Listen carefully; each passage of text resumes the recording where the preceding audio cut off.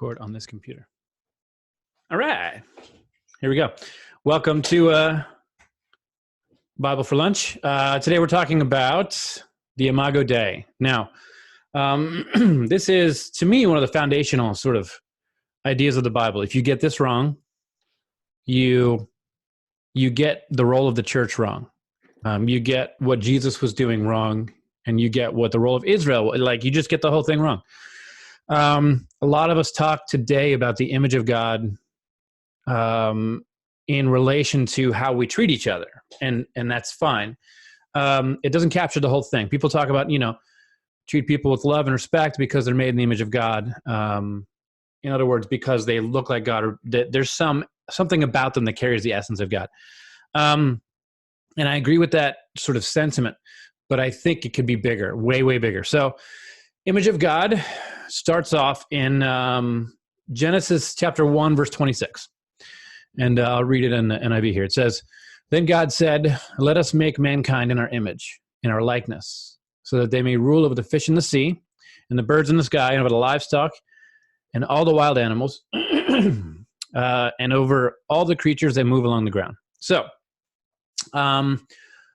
we have here a description of making mankind in our image. And then there's a reason for that. It says, so that they may rule. So there's this, it's like it's an office that human beings were created to hold in the minds of the ancient writers. Now, the writers of the book of Genesis aren't just pulling this out of nowhere. They're not just, it's not like God is like beaming down into their brain and their eyes are glazed over and they're just writing text. They're pulling from ideas that they already had, ideas that they already knew and understood. In the ancient world, there was countless stories from you have the Sumerians, the Akkadians, the Egyptians, the Mesopotamian tribes. And these hold on a second. Let me mute somebody. Give me just a second. I don't know how to use this stuff. Hey, do me a favor. If you're hopping in, just mute your microphone there for me as we go. And then we can unmute as we go. So in the ancient world, as people wrote, they would write about, we have a lot of their writings, and a lot of them write about what it was like to build a temple. And one of the main ways that they describe building a temple is they all had to have like these same sort of 3 steps to building a temple. And these same steps, they were sort of all the same way. There would be a structure with ground. There would be a roof with like this sort of this skylight and like these torches. There would always be a garden. And I don't have them all listed here. I'm just kind of pulling them out of my brain. I'll give you some book recommendations at the end if you want to read about this. And then there was a final step to where so they would sort of carve out all the stones. They would gather all the pieces, and they would put it all together, the ancient temple, in a measure of 6. So in other words, they could put it together in 6 days if it's a small temple, 6 weeks, 6 months, a measure of 6. In the same way that all through the Bible you have measures of 40, right? You have 40 days in the wilderness, 40 years in the wilderness, 40 measures of water to gather for a baptism, all kinds of stuff. And all the temples in the ancient world will be built the same way, and there would be a garden in all of them. Oftentimes a garden would be in the middle of the temple that they were building. And there would be like this skylight with the sun would come down onto it. Picture like a Roman temple, right? With like this giant square with a grassy square in the middle with a statue in the middle of it. And on the 6th day, the priest would do the final step in preparing the temple. The priest would walk in to the middle of the temple, and the priest would make an idol. The idol was called a suzerain, okay? And so they would take this suzerain, and there would be 3 steps to a ceremony that they would perform with the suzerain, where they would put the suzerain, the little idol, sometimes a huge idol, in the middle of the temple. 3 steps. The first one is the priest would always form it from the earth, from the dust. They would gather it, and they would make clay or something like that. And they would gather this image, this idol, from the earth, from the dust. And then the priest would breathe upon it, hold it up, and they would dig their thumbs into the sides of it to give it ears. They would carve out the eyes, and they would carve out the nose and the mouth while they're holding it or standing in front of it. And then they would perform what's called I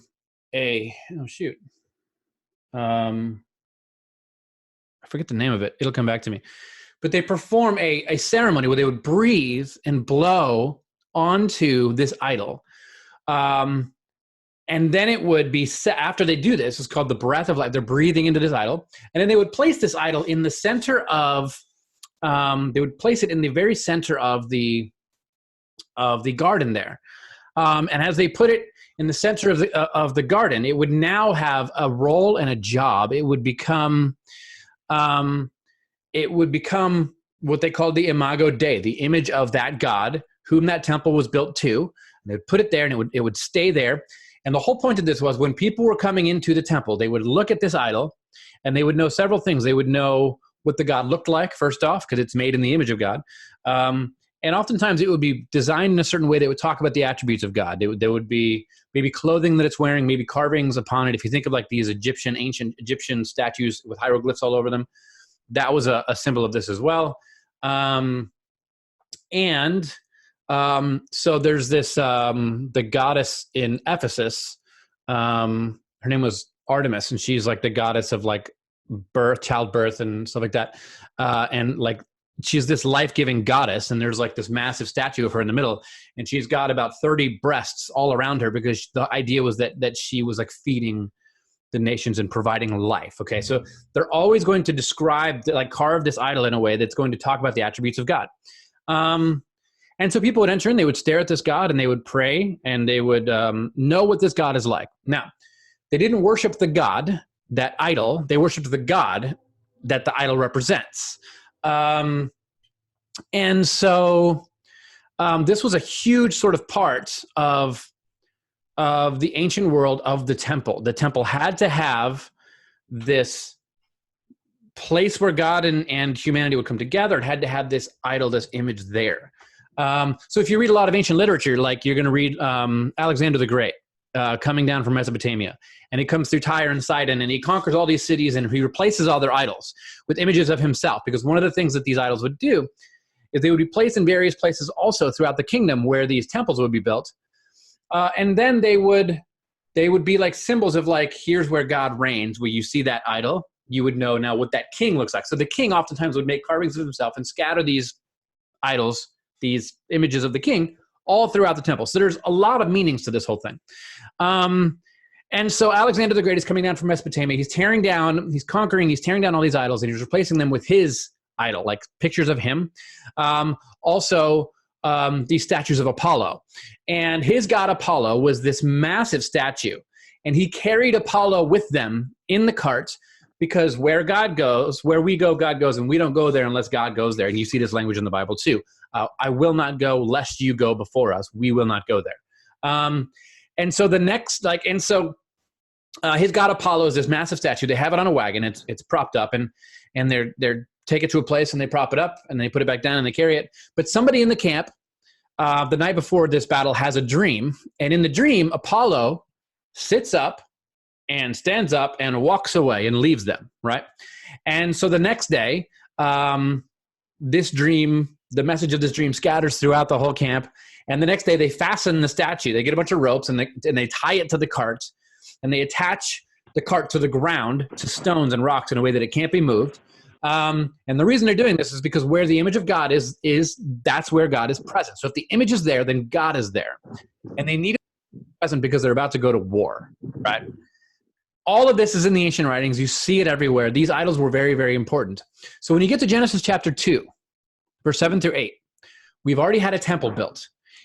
This temple, this garden, is built in sort of the same way that, hold on a second, if we could, if you can mute your mics for me just for a second there. This temple is built in the same way at the book of Genesis that the garden, the way the world is created, it mirrors the way that the ancient people built their temples. All of it, right down to how many days it's made, right down to the fact that on the very last day of creation, these idols are made, the breath of life is breathed into them, and they're placed in the garden. Okay. And so it all sort of tells the same story. The message there for the Israelites is The world is God's temple. This is the place where God was meant to dwell with us. And we have a role. We have a vocation. We are here to let the world know what God looks like. We are living idols. So you get to Genesis chapter 2, and it says this in verse 7 and 8. Then the Lord God formed a man from the dust of the ground, and he breathed into his nostrils the breath of life. And the man became a living being. Now the Lord God had planted a garden in the east, in Eden, and there he put the man that he had formed. And so the beginning of the Old Testament was written to sort of tell us the story of what it is that human beings were created to do. That's what you see at the beginning of the Bible.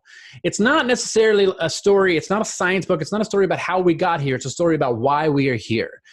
And the ancient peoples had no idea how we got here, but they knew why we were here. This is what they understood it to be. God essentially says they will know, the world will know, not just the other nations, but creation will know what I look like. They will know that I am present, and they will know my character and my desire for the world because of you. This is your role in the world, okay?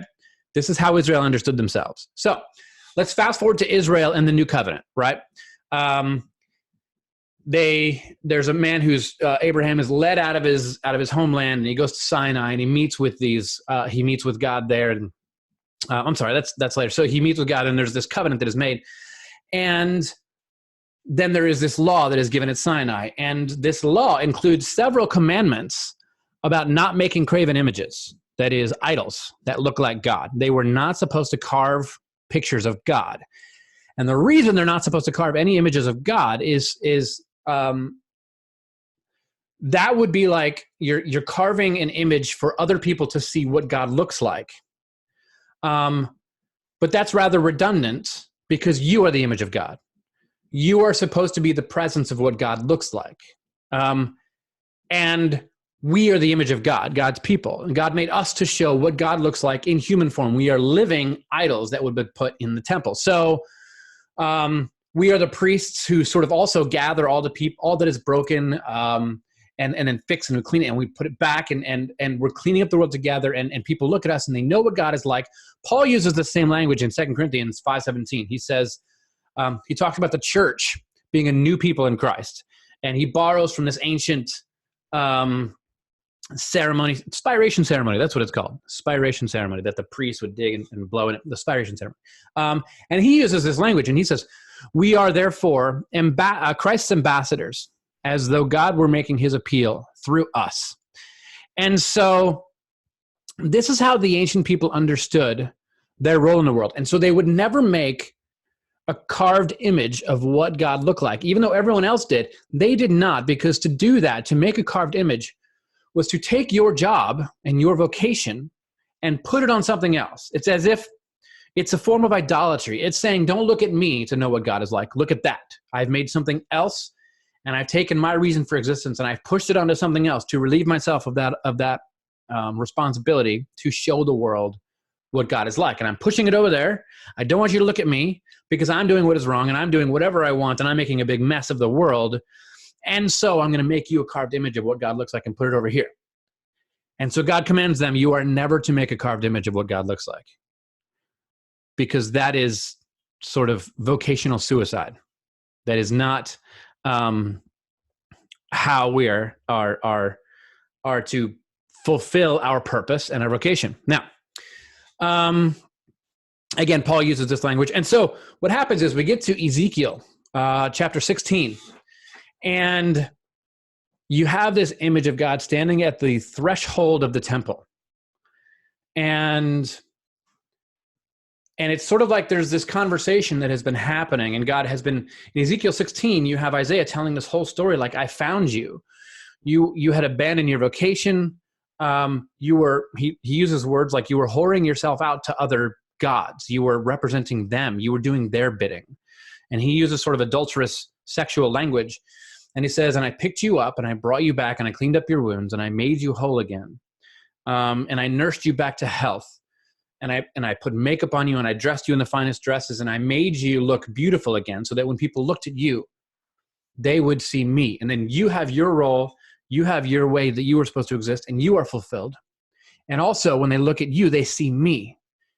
And so together, this is how God describes it. But he says over and over again, you run away, over and over again. And so Ezekiel finally has this vision where God is standing at the threshold of the temple. Remember, the temple is the place where God and humanity are together in the world. And as long as God is with you in your temple, you're good. And in Ezekiel's temple, in Ezekiel's vision, God is standing at the threshold of the temple, which is like the door frame. And he looks at the people and he says, am I staying or am I going? What are we going to do? For so long, you have not looked like me. You have done what you want. You have lived however you want to live. And the world has been looking at you. And the world thinks that I look like you. And you're screwing this up because I don't look like you. You are to look like me, right? And so he's just berating the people. God, through Ezekiel, is berating the people. And he says, I've been faithful to you, but you haven't been faithful to me. The world was supposed to know what I look like by looking at you.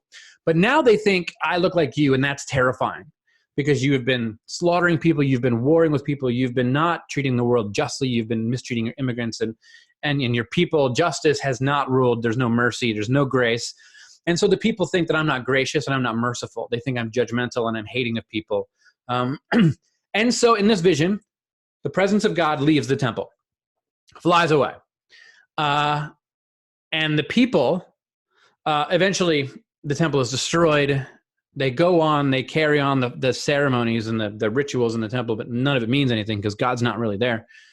And eventually the temple is destroyed. And eventually, 400 or 500 years later, they return and they build the temple again so that God can come back and dwell in their midst, and that they can dwell around the temple and the world can look at them and know what God is like.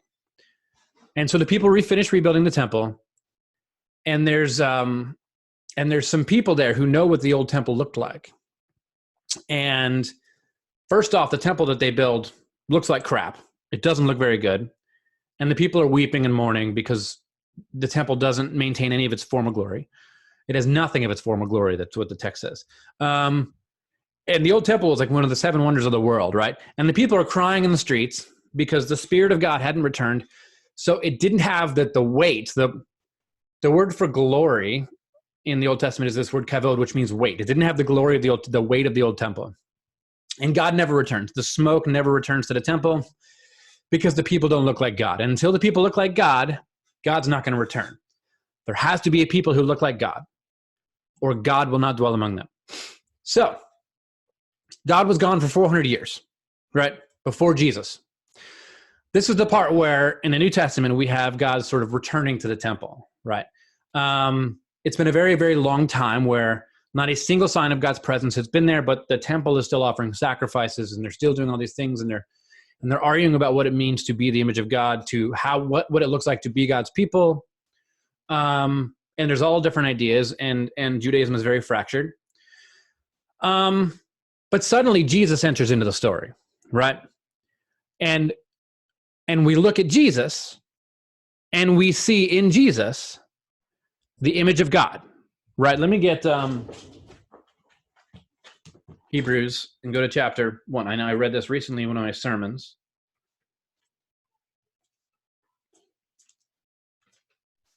This Bible's all messed up.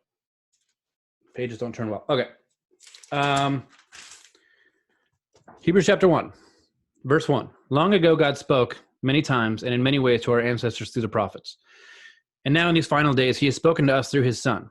God promised everything to the Son as an inheritance. And through the Son, he created the universe. And here it is. Verse 3. The Son radiates God's own glory and expresses the very character of God. And he sustains everything by the mighty power of his command. Verse 4. This shows that the Son is far greater than the angels, just as the name God gave him is greater than their names.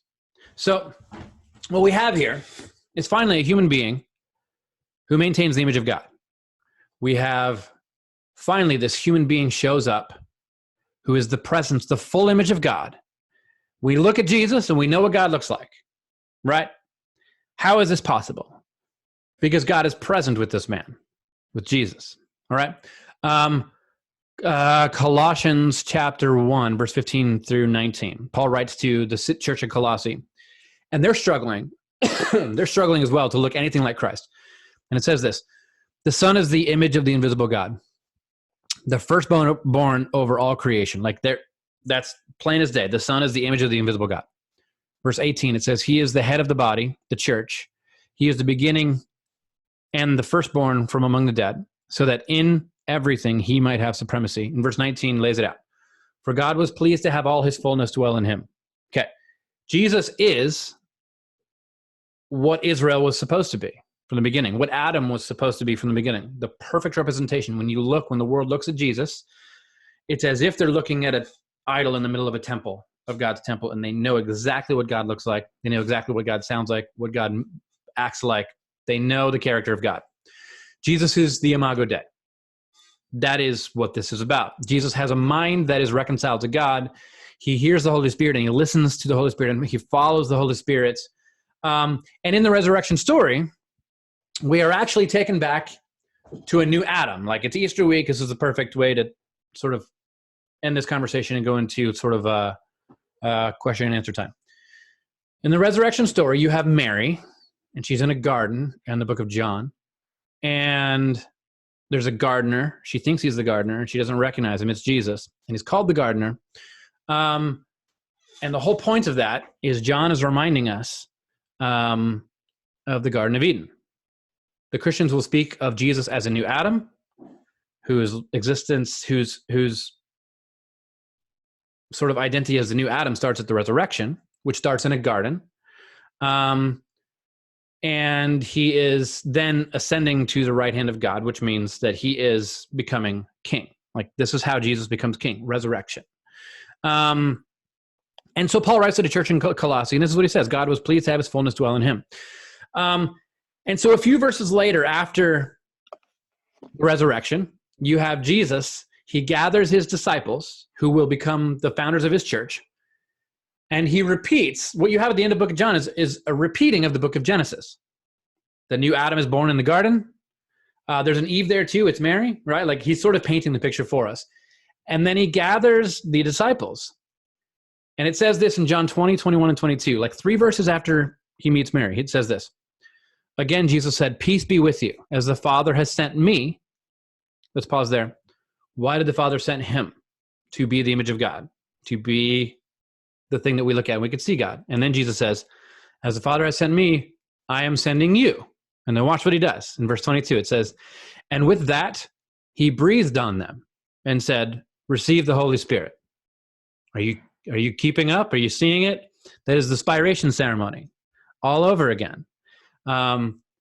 He is making the church now what Adam was meant to be, what Israel was meant to be, what Jesus was.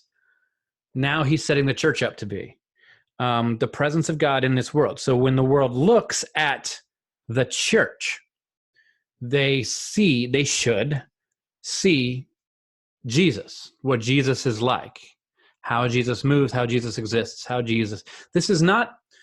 we don't become Christians so that the great train conductor can take us to heaven one day. This is a role. This is a vocation in the world. There's work to be done.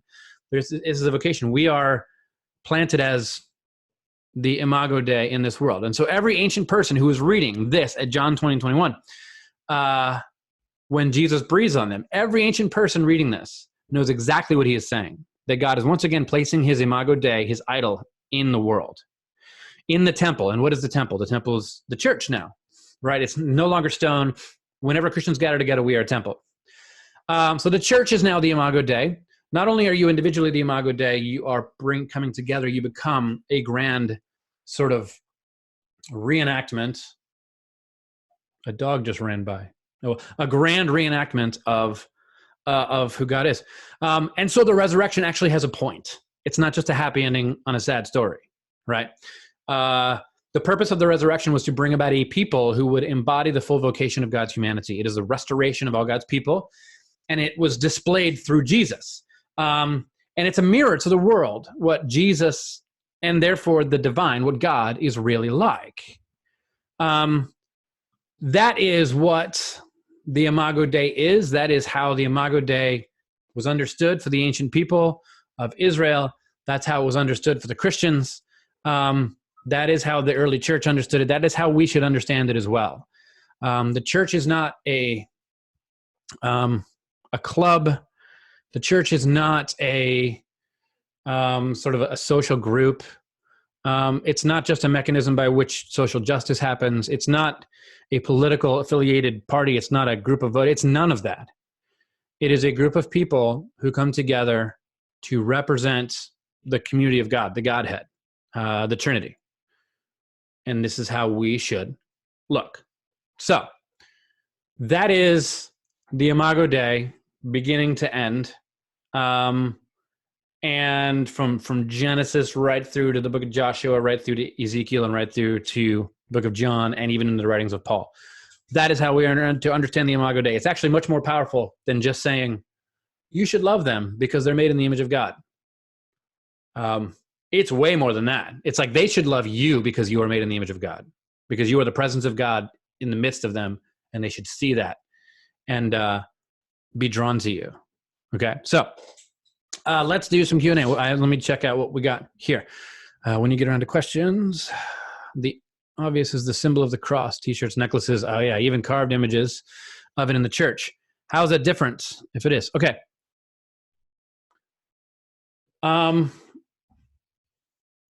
If I want you to imagine a church, instead of a cross on top of the steeple, I want you to imagine a giant, maybe syringe, or I want you to imagine a giant electric chair, or a giant sort of portrayal of a firing squad.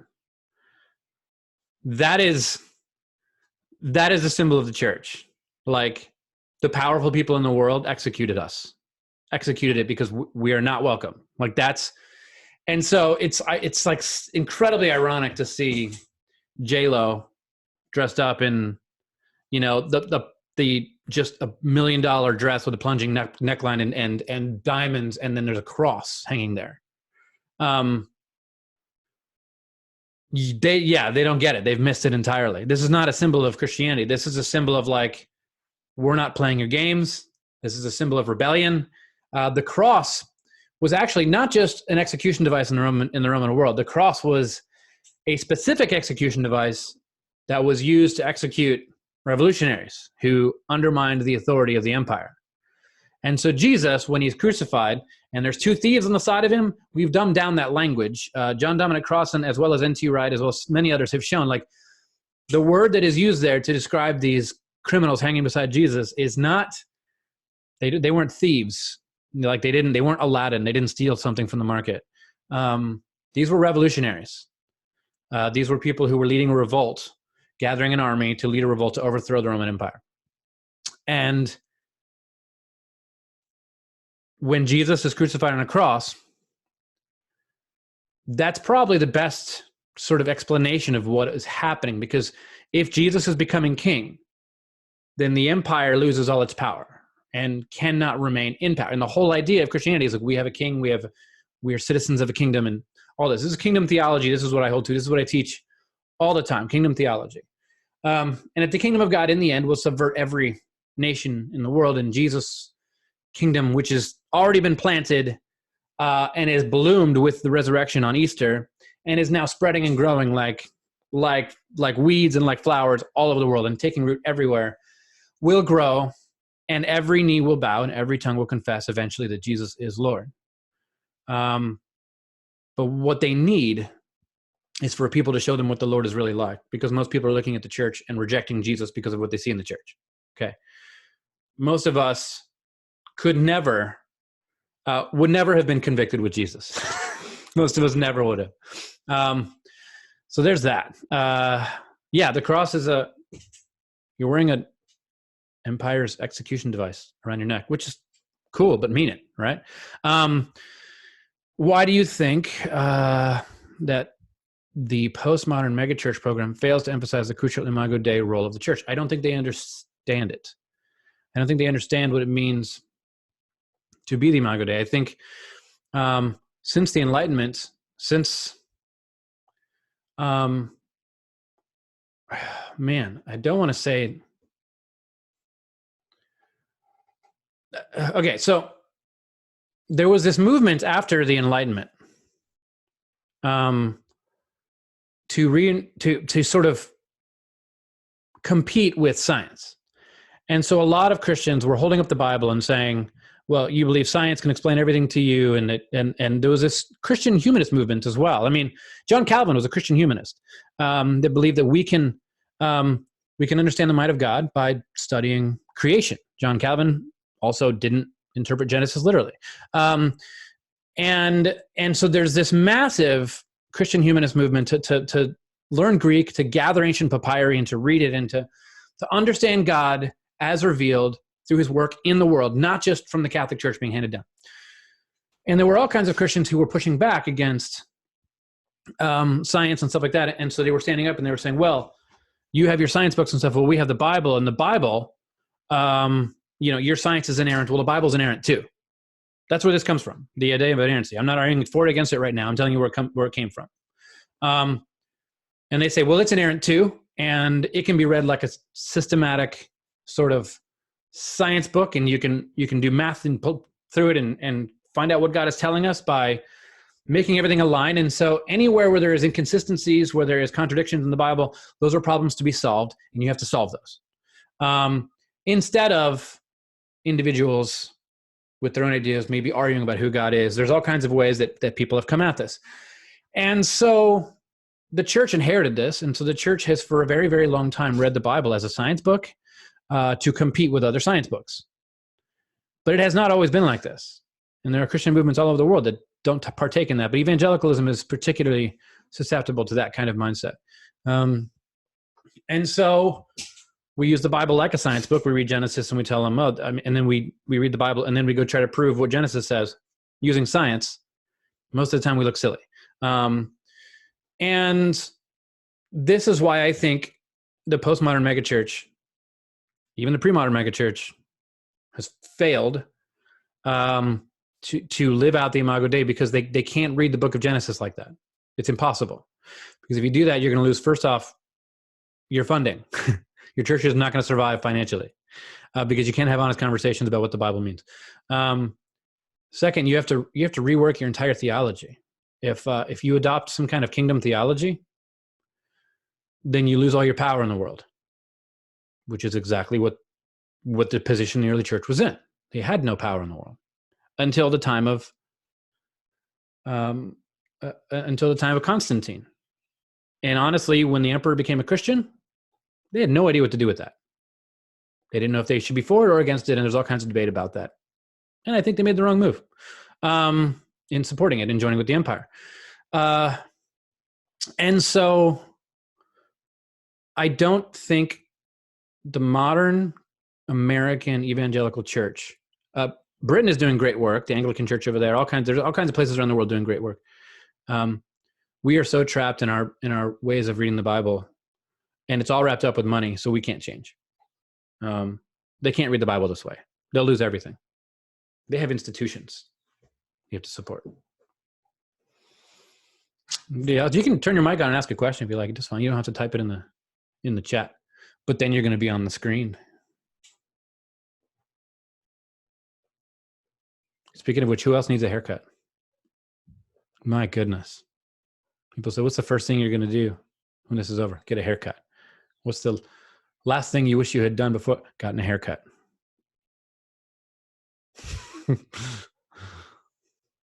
Hey, Sammy, are you talking? I can't hear you if you are. At least you're talking to me. All right. Any other thoughts, questions? Yeah, Tommy. It would seem that from the reference in Ezekiel, where he cites Isaiah and Isaiah's knowledge of the pagan gods and the image that they took on from the people, it seems then that the prophets and maybe the learned rabbinical students of that time were well versed in the pagan religions. Would that be a fair thing to say? So the synagogues didn't exist yet in that day. So the reason they were well versed in the pagan traditions is because they were worshiping pagan gods. It's because they had taken part in it. They were, exactly as Ezekiel says, joining with these other gods, and worshiping them. And that usually has to do with lust for power. You get certain things back when you worship other people's gods. It was never, although the Israelites did, I mean, we like to just say definitively they were all monotheists, but they struggled with it. Like, it's obvious that a lot of the time they doubted that there was just one God. They're always worshiping other gods. But the reason there's so much knowledge about these pagan gods is because the people were constantly being intertwined with them. They wanted earthly kings, and they wanted their kings to look strong and powerful, as we still do today for some reason. They wanted the strong man king, and so they would be drawn to these earthly kings. And to be drawn to these earthly kings and be protected by them, you also had to worship their gods.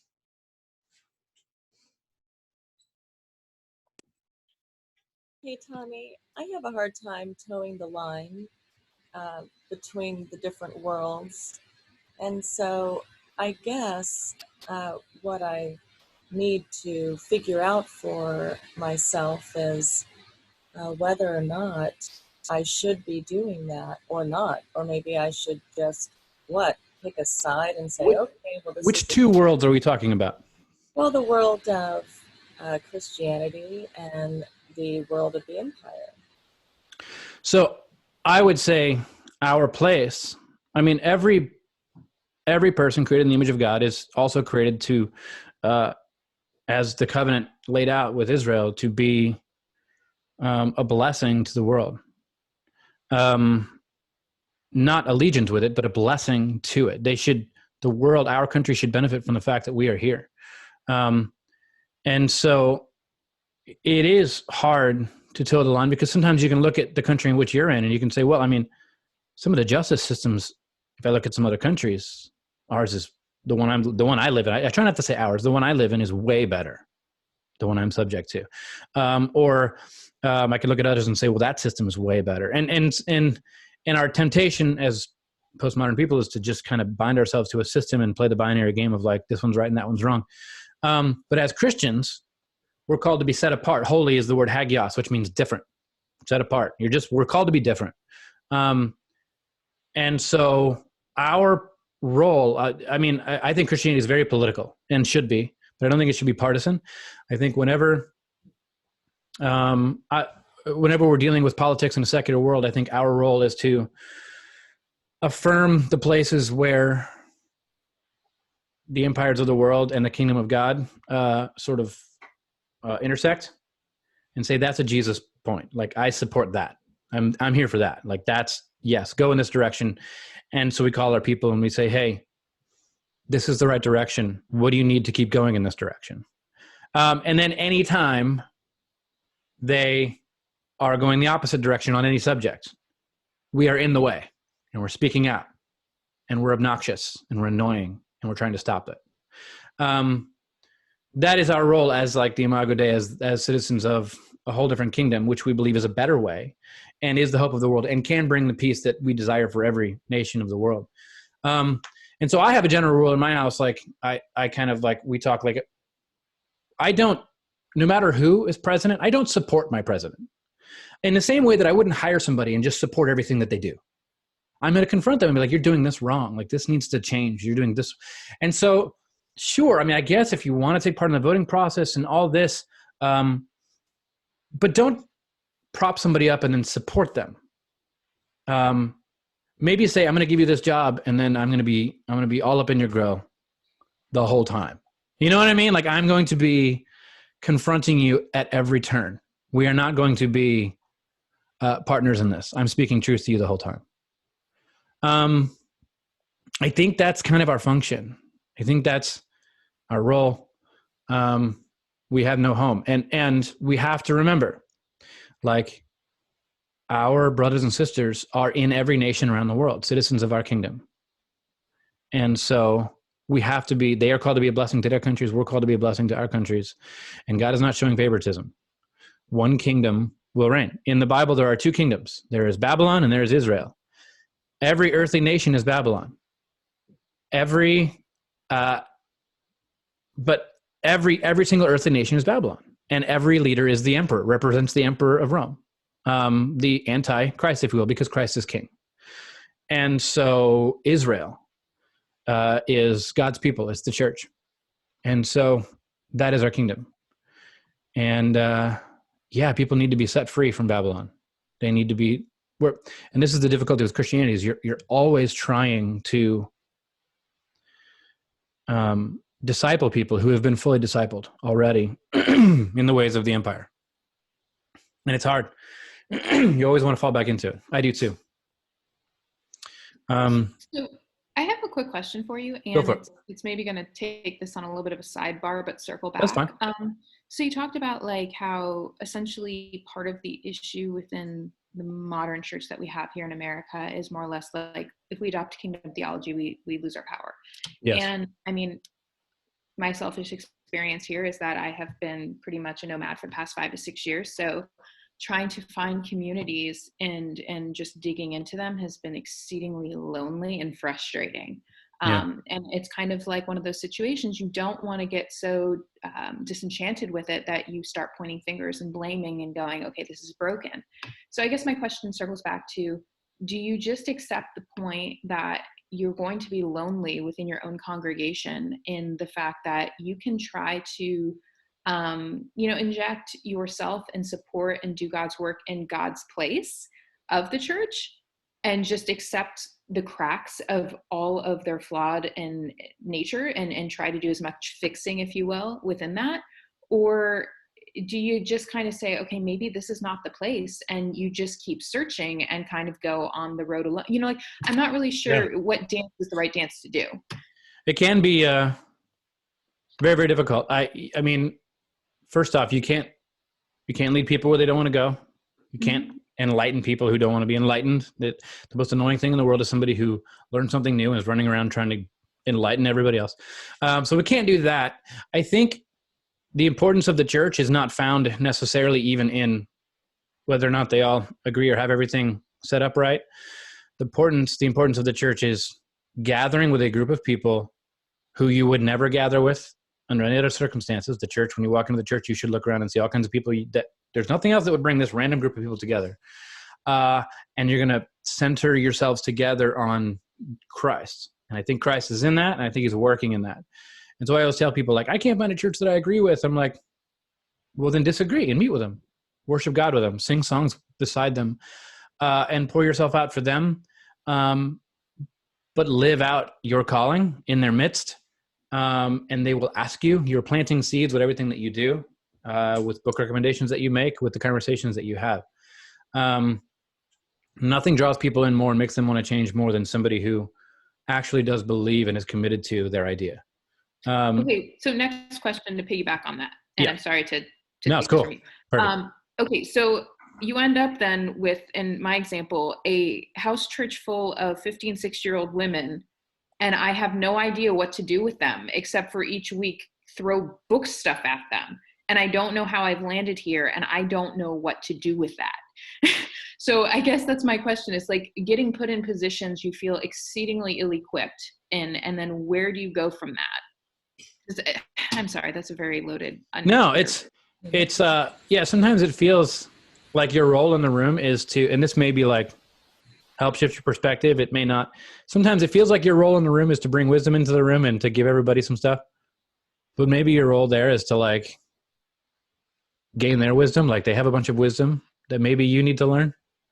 And you don't even know what that wisdom is. You know what I mean? Because oftentimes we assume that people who don't think like us have nothing to offer us and don't have the same wisdom that we have. And so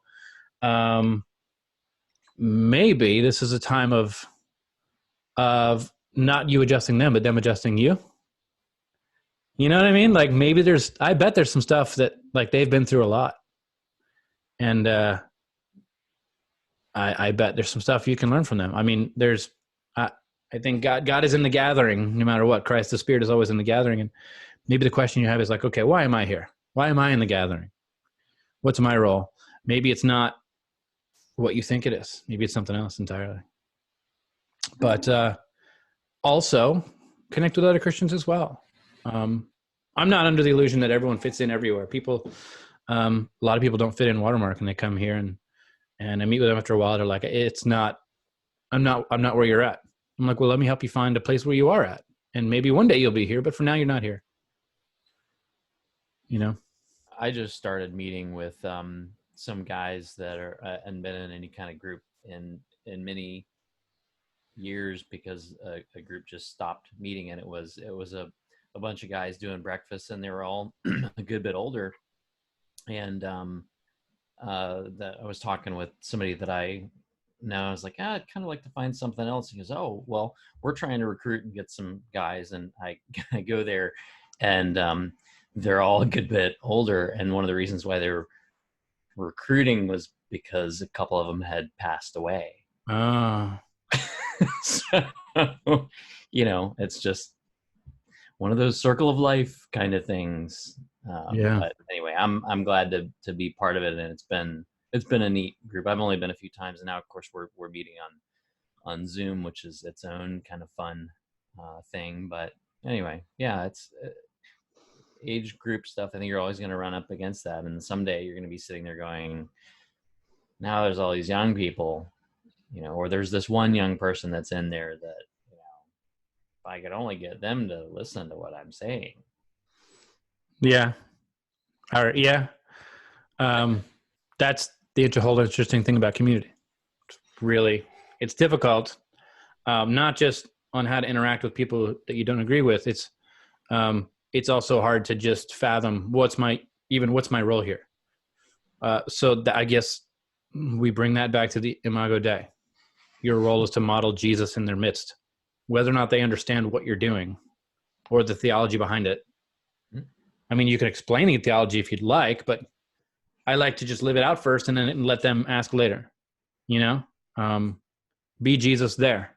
And when they ask, they're going to ask questions because Jesus naturally ran up against people. So they're going to ask questions. Yeah. Someone's trying to log on to another Apple product and it's popping up all kinds of things on my computer. Hey, Tommy, yeah. Can you hear me now? Was that? Can you hear me now? Yes, I got you. Okay. So I just wanted to, talk maybe or ask about the way that people are viewed as fractions of, a certain ideal. So, the king would be maybe, or Gilgamesh, for example, is like 2/3 God. Or like, slaves were a fraction of their slave owners or of white men or things like that. And I'm just wondering how do you actually move past that? Because there's, people are different, there's somebody that doesn't have the mental capacity, a handicapped person might not have the mental capacity. And so they might not know the mind of God like Jesus did, in the sense of they know the story of Israel or things or just how, intellectuals are and stuff. We're all, it's, I guess the temptation of empire is to view oneself as exceptional, and that everybody should come in line to that should grant your, just bow worship to your exceptionality, and then, see themselves as a fraction of you, or try to get in line with that particular ideal. How do we have all sorts of people that come in and out of church that I think struggle with that, whether they view themselves as exceptional or they view themselves as unexceptional. And how do we move, how does the Imago Dei, I think, move us away from that game? Really, the Imago Dei, I would say it removes any onus of us to be anything exceptional in this world at all. We're not, the way Paul describes it, he says that we're doing a, sorry, probably got that Rona. Here comes all the kids. Paul is describing the work of the church as sort of what's the word he uses? A theatrical performance of God. And so we're not even called to act like us or great versions of us.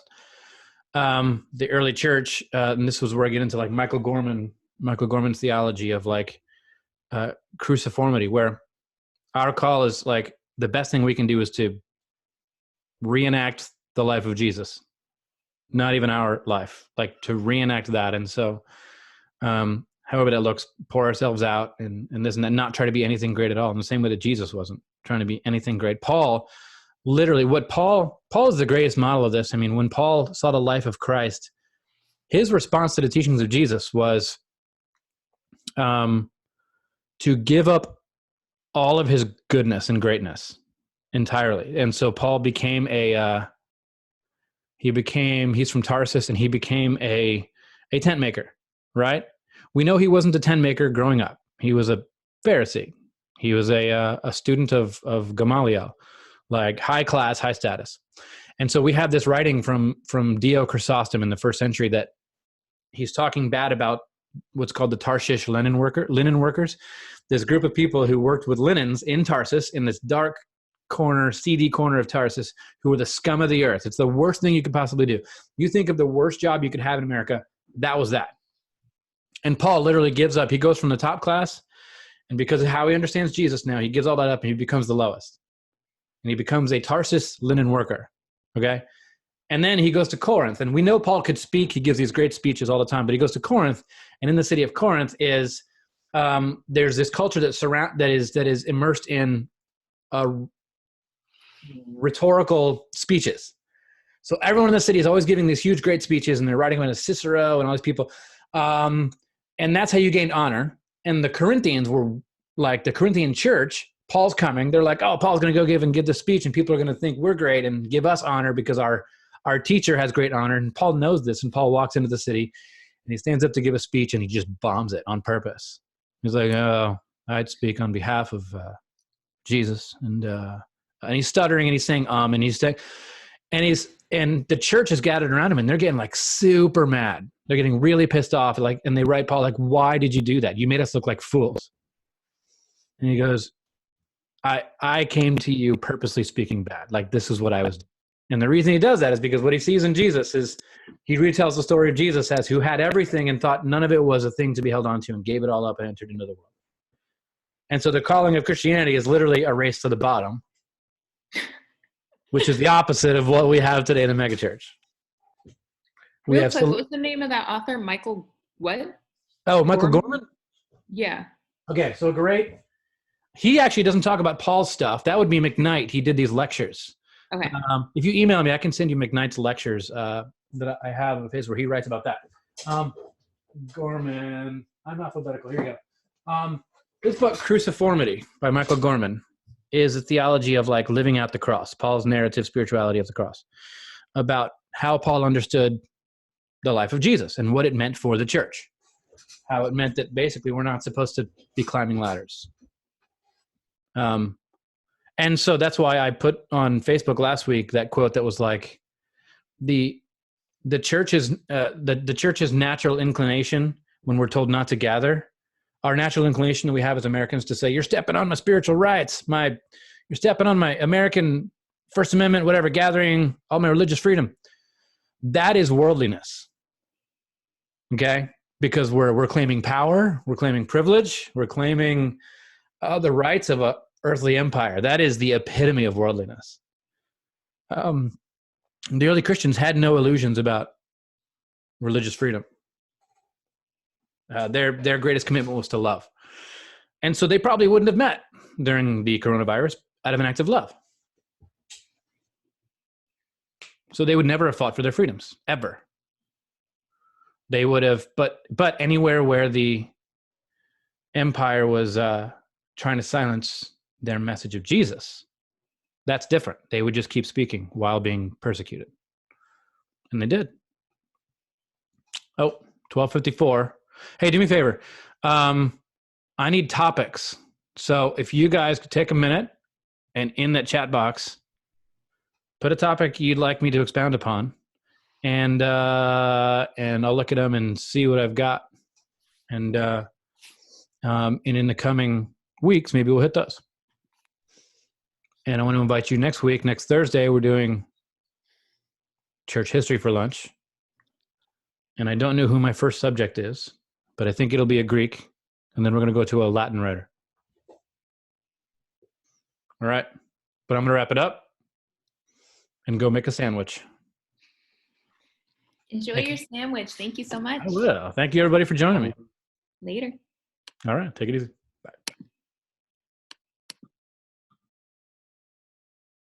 Thanks, Tommy.